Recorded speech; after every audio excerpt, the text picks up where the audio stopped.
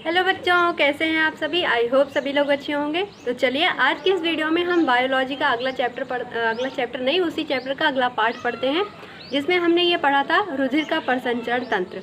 ठीक है, तो अब हम ये समझेंगे कि हमारी बॉडी में जो ब्लड है वो सर्कुलेट कैसे होता है हर एक अंगों तक। जैसे हमारी बॉडी में ब्लड बनता है तो वो ऑक्सीजनेटेड कैसे होता है, सारे सिराओं तक वो कैसे पहुंचता है, हमारी हर बॉडी तक कहाँ कहाँ से वो होते हुए जाता है, हमारे हृदय में ब्लड कहाँ से आता है, फेफड़े में जो है ब्लड वो कैसा रहता है, अशुद्ध है कि शुद्ध, ये सभी हम जितने भी चीज़ें हैं ब्लड से रिलेटेड उसको हम पढ़ने वाले हैं। तो आई होप आप लोगों को समझ में आ गया होगा। और मैंने पिछली वीडियो में जो बताया आपको कि ब्लड का कलर रेड क्यों होता है, आप लोगों को उसका आंसर पता है ना, कमेंट करके बताइएगा। चलिए, और ब्लड में 3 तरीके की सेल्स होती हैं, आरबीसी, डब्ल्यूबीसी और प्लेटलेट्स होती हैं। आरबीसी जो होता है वो बहुत सारे जो है कटोरीनुमा आकार का होता है। जब यही जो कटोरीनुमा आकार जब वो सी के प्रकार का हो जाता है तो उससे एक रोग हो जाता है। शॉर्ट वीडियो मैंने आपको बताया था, उसका भी आंसर कमेंट करके बताना। उसके बाद मैंने डब्ल्यूबीसी बताया था, प्लेटलेट्स बारे में बताया।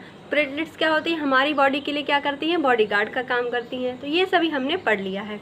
चलिए अब हम बात करते हैं मनुष्य में रुधिर प्रसंचरण। तो मनुष्य में रुधिर प्रसंचरण करने के लिए मुख्य 3 चीज़ें होती हैं। कौन कौन सी चीज़ें होती हैं, रुधिर वाहिनियाँ जिसको हम कहते हैं। तो 3 तरीके की तीन होती हैं, एक तो धमनी, कोशिकाएं और शिराएं। ये तीनों क्या होती हैं, रुधिर वाहिनियाँ होती हैं, जो कि ब्लड को ले जाने का काम करती हैं। ठीक है बच्चों, चलिए अब पढ़ते हैं धमनी क्या होता है। रुधिर हृदय से धमनी द्वारा शरीर के विभिन्न भागों तक पहुँचता है। जो रुधिर है, ये रक्त है, हृदय से धमनी द्वारा शरीर के विभिन्न भागों तक पहुंचता है। हमारे हार्ट से अलग अलग अंगों तक जो ब्लड ले जाने का काम कौन करता है, धमनी द्वारा किया जाता है। दूसरा लिखिए कोशिकाएं, हेडिंग डालते चलिएगा। लिखिए कोशिकाएं। कोशिकाएं क्या होती हैं, ऊतक, द्रव व ऊतक कोशिकाओं के बीच पदार्थ का आदान प्रदान कोशिकाओं के द्वारा किया जाता है। ठीक है, पदार्थों का आदान प्रदान कौन करता है, टिश्यूज़ के लिए, तो काम किसका हो जाएगा, कोशिकाओं के द्वारा किया जाता है। अगला हेडिंग डालिए सिरा। ऊतक में बहुत सी कोशिकाओं, यहाँ देखिए धमनी हमने पढ़ा, हाँ कोशिकाएं पढ़ी। बहुत सारी कोशिकाएं अगर जुड़ जाएं, ऊतक की टिश्यूज़ मतलब ऊतक मतलब टिश्यू होता है, तो टिश्यू के अंदर अगर बहुत सारी कोशिकाएं आपस में जुड़ जाती हैं तो उसी को हम क्या बोलते हैं, सिरा बोलते हैं। लिखा है ऊतक में बहुत सारी कोशिकाओं के जुड़ने से सिराएं बनती हैं। क्या बनता है, सिराएं बनती हैं। ऊतक से रक्त को हृदय तक पहुंचाती हैं। देखो ऊतक मतलब टिश्यूज, यहाँ से जो ब्लड है वो कहाँ जाएगा, हार्ट में जाएगा। हार्ट से जो ब्लड है वो विभिन्न पार्ट, बॉडी पार्ट तक जाएगा। काम कौन करेगा, हार्ट से बॉडी पार्ट तक पहुंचाने का काम, मतलब जो ब्लड है, यहाँ पे लिख लीजिए ब्लड। जो देखो ऊतक से हार्ट तक कौन पहुंचाएगा, शिराएं पहुंचाएंगी। उसके बाद ये जो हार्ट है, यहाँ से जो विभिन्न बॉडी तक जाएगा, हमारी बॉडी पार्ट तक जाएगा, जो ब्लड है वो किसके द्वारा जाएगा, हृदय से धमनी द्वारा शरीर के विभिन्न भागों तक। तो हृदय से धमनी के द्वारा, किसके द्वारा, धमनी के द्वारा विभिन्न बॉडी, हमारी जो बॉडी पार्ट है उन तक पहुंचता है। कौन पहुंचता है, ब्लड।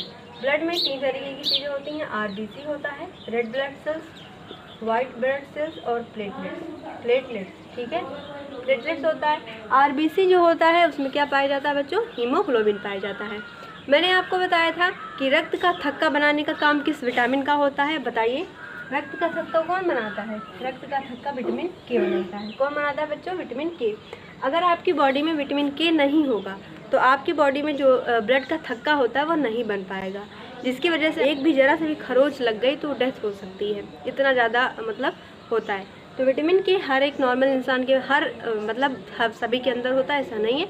बहुत मुश्किल, रेयर टू रेयर केस है कि एक आध के अंदर ऐसा हो, बहुत मुश्किल है, ये ऐसा होता नहीं है। चलिए अब हम पढ़ लेते हैं हार्ट में हमारे ब्लड कैसे आता है, उसका सिस्टम क्या होता है। चलिए बच्चों अब देखिए हमारे, आज देखो जितना भी मैंने यहाँ पे लिखा है, आपको देख के घबराने की ज़रूरत नहीं है। बस आप मेरी बातों को ध्यान से सुनेंगे और उसके बाद मैं आपको फिगर बना के समझाऊंगी जो यहाँ पे लिखा हुआ है। उसके बाद आपको बिल्कुल भी टेंशन नहीं होगी, बिल्कुल भी ऐसा नहीं लगेगा कि आपने इसको इतना टफ तरीके से आपने अपने क्लासेस में पढ़ा होगा, लेकिन आज बिल्कुल ऐसा एहसास नहीं होने दूंगी मैं। बस आपको मेरी बातों को ध्यान से सुनते हुए चलना है। पहले नोट नहीं करना, मैं जो बोल रही हूँ आप उसको बहुत अच्छे से गौर से सुनिएगा। उसके बाद मैं आपको फिगर बना के समझाऊंगी, फिर आप नोट करना, ठीक है। चलो सबसे पहले देखिए हृदय के 4 वेश्म होते हैं। जो हमारा हार्ट होता है, मान लीजिए ये हार्ट है, तो इसके 4 पार्ट होते हैं। वेश्म मतलब 4 भाग होते हैं। देखो हमारा जो हार्ट है, मान लीजिए क्या है, हमारा हार्ट है, नहीं हार्ट ऐसे नहीं, हमारा ये क्या है, हार्ट, यही तो है। चलो अब इसमें क्या होता है, 4 वेश्म होते हैं, मतलब 4 भाग होते हैं। वेश्म का मतलब 4 पक्ष होते हैं, भाग होते हैं, कुछ भी आप बोल सकते हैं। तो लिखेंगे 4 वेश्म होते हैं। वेश्मों का नाम क्या है, एक आलिंद, आलिंद और नीलय। क्या है, आलिंद और नीलय। तो 2 आलिंद होते हैं और 2 नीलय होते हैं। टोटल कितने हो गए, 4 हो गए। 4 वेश्म कौन कौन से, 2 आलिंद हो गए और 2 नीलय हो गए। वही ऊपर लिखा है, हृदय के 4 वेश्म, 2 आलिंद और 2 नीलय होते हैं तथा 2 अग्रशिराएं शरीर के अगले भाग। अब देखो हार्ट है यहाँ पे, 2 अग्रशिराएं शरीर के अगले भाग और एक पश्च महाशिरा शरीर के पिछले भाग से, आगे देखें, अशुद्ध रुधिर लाती है। कहाँ पर लाएगी, अशुद्ध रुधिर लाती है। ठीक है, आगे देखो फिर क्या कह रहा है, वह दाएं आलिंद में खुलती है। कहाँ पर खुलेगी, दाएं आलिंद में। अब देखो यहाँ ऐसे हमारे सामने, मतलब हमारे यहाँ पर हार्ट है, ठीक है, तो ये दायां ये बायां, ठीक है, तो दायां पार्ट, दाएं में दायां आलिंद और दायां नीलय। तो दायां आलिंद जो है उसमें क्या हो रहा है, दाएं आलिंद में खुलती है। कौन, 2 अग्र महाशिरा और एक पश्च महाशिरा शरीर से अशुद्ध रुधिर लाकर कहाँ खुल रही है, दाएं आलिंद में खुल रही है। ठीक है, दायां आलिंद, यहाँ पे हो गया दायां आलिंद। ठीक है, और ये दायां नीलय, ये बायां आलिंद, बायां नीलय। यहाँ पे ए लिख दे रहे हैं, यहाँ पे एन, ए एन। ठीक है, ये हो गया राइट, और यहाँ पे मतलब राइट का मतलब दाएं, ए का मतलब आलिंद। तो दाएं आलिंद में कौन खुल रहा है, अशुद्ध रुधिर ला रहा है। कौन, 2 अग्र महाशिरा आगे भाग से, एक पश्च महाशिरा पिछले शरीर के पिछले भाग से। जो अशुद्ध रुधिर है उसको ला के कहाँ पर खुल रही है, राइट आलिंद में, मतलब दाएं आलिंद में खुल रही है।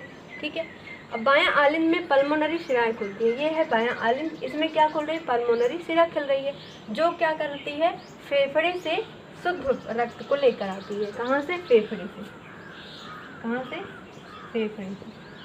ठीक है, अब क्या कह रहा है, 2 अग्रशिरा और एक पश्च महाशिरा शरीर के आगे और पीछे भाग से अशुद्ध रुधिर जितना भी हुआ उसको इकट्ठा करके ला के कहाँ खुल रही है, दाएं आलिंद में खुल रही है। उसी के साथ साथ ये जो बायां आलिंद है इसमें क्या हो रहा है, जो फेफड़ा है वहाँ से क्या हो रहा है, शुद्ध रुधिर आ रहा है। ठीक है, अब उसके बाद यहाँ तक हमने पढ़ लिया। फिर दाएं आलिंद से महाधमनी निकलती है। जो दायां आलिंद है इससे महाधमनी निकलती है, अशुद्ध रुधिर को ऑक्सीकृत करने के लिए फेफड़े में ले जाती है। देखो यहाँ पे क्या हुआ, अभी हमने पढ़ा 2 अग्रशिरा और एक पश्च महाशिरा शरीर से क्या कर रही है, अशुद्ध रुधिर लाकर दाएं आलिंद में खुल रही है। उसके बाद फिर हमने पढ़ा कि बायां जो आलिंद है यहाँ से यहाँ पे क्या आ रहा है, फेफड़े से शुद्ध रक्त आ रहा है। फिर हमने पढ़ा, अब हम ये पढ़ रहे हैं कि जो ये दायां आलिंद है यहाँ से जो अशुद्ध रुधिर है वो कहाँ जा रहा है, फेफड़े में जा रहा है। किस वजह, किसके लिए, शुद्ध होने के लिए। ठीक है, दाएं आलिंद से निकलती है, अशुद्ध रुधिर को ऑक्सीकृत करने के लिए फेफड़े में ले जाती है। कौन से, महाधमनी। यहाँ से एक महाधमनी निकलती है जो क्या करती है, अशुद्ध रुधिर, यहाँ का जो अशुद्ध रुधिर है वो कहाँ ले जा रही है, फेफड़े में ले जा रही है ऑक्सीकृत करने के लिए। ऑक्सीकृत का मतलब क्या होता है, उसको ब्लड को, मतलब जो अशुद्ध है उसको शुद्ध बनाने के लिए, और उसी का मतलब है ऑक्सीकृत। ठीक है, के लिए फेफड़े में ले जाती है। अब उसके आगे क्या लिखा है, बाएं आलिंद। ये क्या है, बायां आलिंद से निकली दैहिक महाधमनी, क्या कह रहा है, सॉरी दाएं नीलय था ये, 1 मिनट। दाएं नीलय से महाधमनी निकलती है, अशुद्ध रुधिर को ऑक्सीकृत करने के लिए फेफड़े में ले जाती है। दायां नीलय, ये है दायां नीलय, सॉरी बच्चों, ये है दायां नीलय।